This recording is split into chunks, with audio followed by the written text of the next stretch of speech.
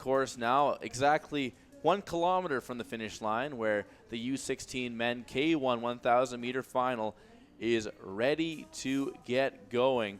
Sitting in lane 1 from Bannock, Ian Gaudet. Ivan Strashkinov from Burnaby in 2. Bannock's Thomas Cox in 3. Cameron Lowe from Balmy Beach in 4. Rito's Alessandro Bussa in lane 5. Sasha Skersik from Toba in 6. Trois Rivières Laurent Levine in 7. Alexander Eisner Mallet from Micmac in 8. And rounding out the field, Jerome Desrosiers MacArthur from Lac Beauport. Yeah, I'm looking for a really strong race. It's another one of the ones that are going to be really close coming to the finish. Again, it's U16s. It's all about the discipline here. If they can hold off, we saw a couple of the young ladies in that last race kind of died off towards the end. So if they can hold on that energy, then they will end up on the podium and they'll be going home with a gold, silver, or bronze medal. We'll definitely be keeping our eye on lane 4. Cameron Lowe's had a fantastic championship so far. He put down the best time in the heats this morning, just over 4 minutes in heat 2 in what was 3 heats this morning. He's got a bronze medal so far at these championships. That was yesterday in the K1 200 meter final, and also added a 3rd place finish in the U17 K1 6K. So Cameron Lowe coming up in age group, battling with some athletes a little older than him and proving that he belongs. Yeah, it's always very impressive when you see these athletes that are a couple years younger competing in these U16 races, 14, 15-year-olds who are really trying to get a jump start on their national career and as competitors on the national stage. So it's always that much more impressive when you are the youngest of the age group and you're still able to really make a statement out on the water.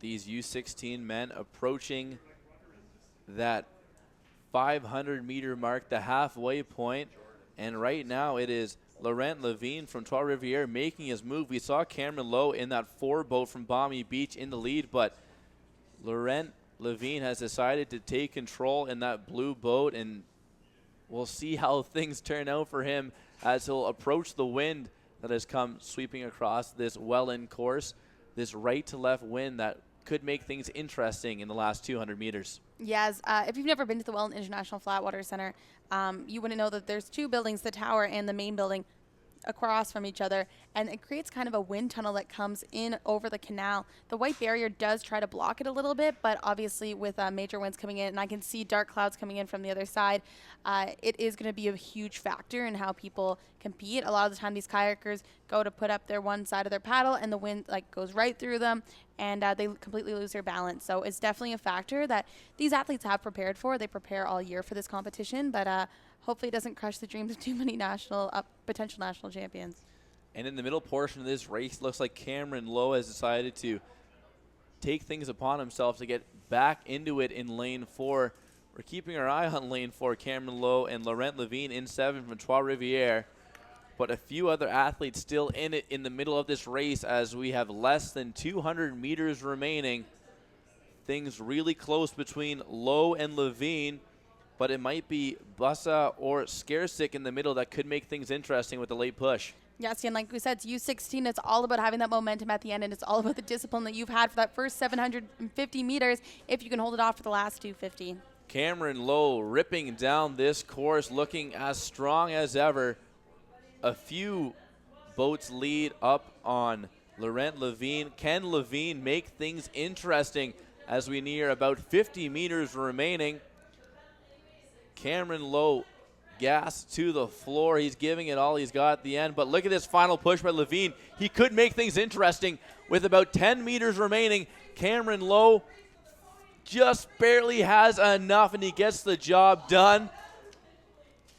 And as he shot his boat, Laurent Levine fell into the water. It looks like he did get across the line in time. Yes, Dan, he is completely fine. He will not lose his silver medal over this. Unofficially, of course, do not exactly quote me, but as you can see here, he does shoot the boat. He's in his boat as he crosses the line, and his whole body is over the line by the time he crosses it. So unofficially, I believe he will still be going home with the silver medal. A really hard push from Levine. If he had just pushed a few meters earlier, maybe it would have been a little bit of a different outcome, but still a very impressive race. And you know what? Falling into the water at the end of a 1,000-meter race can't be that bad because it's really refreshing. I'm sure it's hot out there and they're tired. Yeah, especially after 1,000 meters of paddling. It looks like Levine is all right. And based on what we know right now, he will still get that silver medal. Quite the battle there between Levine and Lowe back and forth down the course. But it is Balmy Beaches. Cameron Lowe adding to his impressive medal total. Make that a national championship, a gold medal, and 2 bronze medals for Cameron Lowe so far here in Welland. Yeah, the one thing that was very impressive about Lowe's performance this afternoon was just the pacing. He kind of held back a little bit. He wasn't really in the running, and he knew exactly when to turn it on. He backed over, head down, and just